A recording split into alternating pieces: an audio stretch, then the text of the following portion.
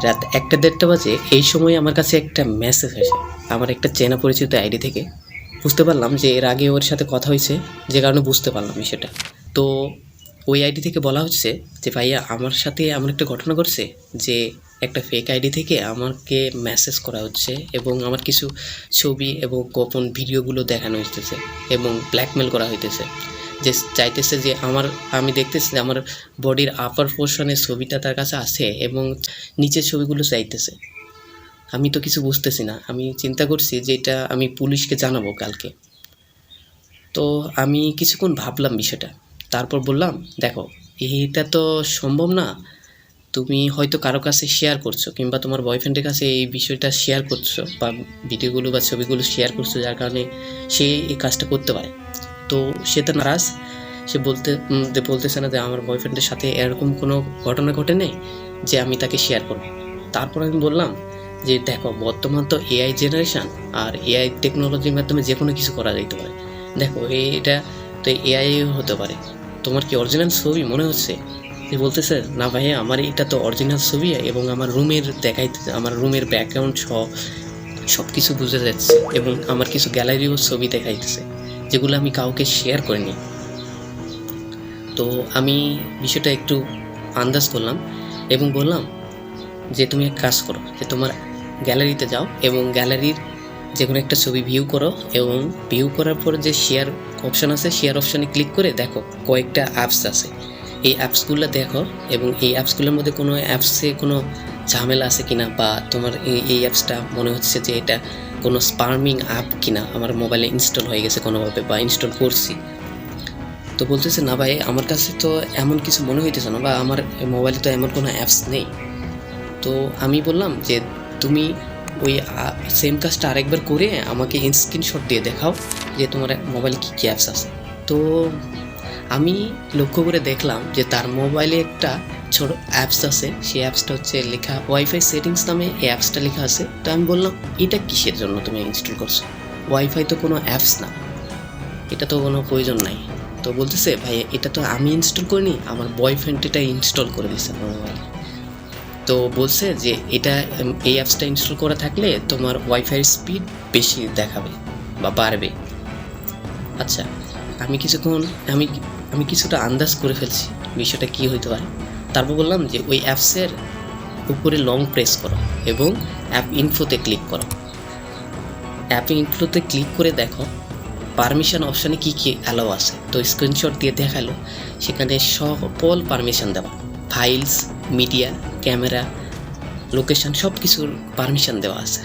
তো আমি তো বুঝতে পারছি যে এইটাই কোনো স্পামিং অ্যাপ হবে আর এর থ্রুতেই তার কাজটা ঘটছে। তো আমি ভালো করে বুঝতে পারলাম। তারপর তাকে ভালো করে বুঝাইলাম যে দেখো তোমার এই কাজটা তোমার বয়ফ্রেন্ডই করেছে, এটা তুমি মানোই বা না মানো, এটাই আসলে আলটিমেট ঘটনা।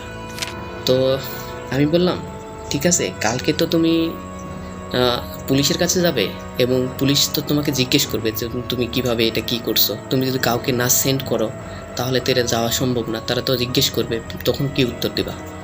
তুমি এক কাজ করো, তোমার কালকে যার সাথে যাবে, তোমার বড় আপু বা ভাইয়ের সাথে যাবা হয়তো, তাদের সাথে আমার কথা বলাই দাও।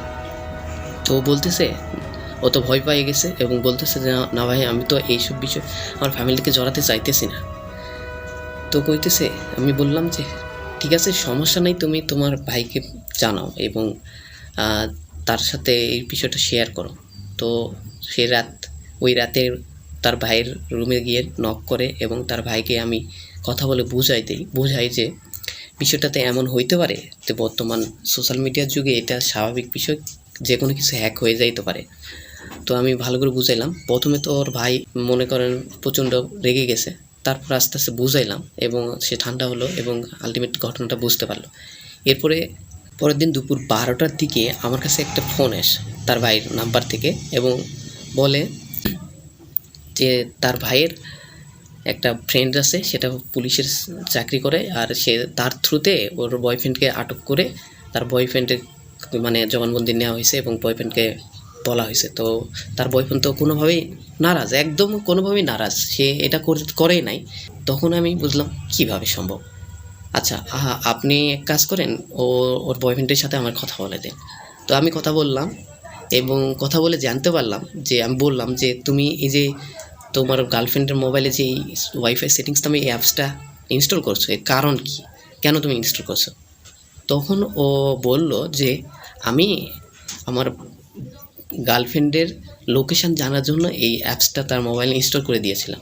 মানে যে কোথায় যায় না যায় এই লোকেশান জানার জন্য ইনস্টল করে দিয়েছে। তো আমি বুঝতে পারলাম যে কী করছে, এই করছে। তারপর বললাম যে, আচ্ছা তুমি এই যে অ্যাপসটা ইনস্টল করছো তোমার গার্লফ্রেন্ডের মোবাইলে এবং তোমার মোবাইলে, এর মাদার অ্যাপসটা কী? তো বললো যে, এটার তো কোনো মাদার্স অ্যাপস নেই আমার কাছে, এটা আমার বন্ধু রাহাতের কাছে আছে। তো বন্ধু রাহাত তো আমাকে বলতো যে, আমি যখন ফোন দিয়ে বলতাম যে আমার গার্লফ্রেন্ড কোথায় আছে, তার লোকেশানটা বল, তো তখন বলতো।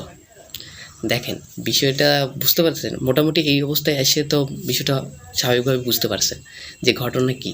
আলটিমেটলি এর পেছনে কে রয়েছে? তার বয়ফ্রেন্ডের বন্ধুই হচ্ছে এই ঘটনাটার মূল উপজীব্য বিষয়। সেই ঘটনা ঘটাইতেছে আমি ঠিকভাবে বুঝলাম।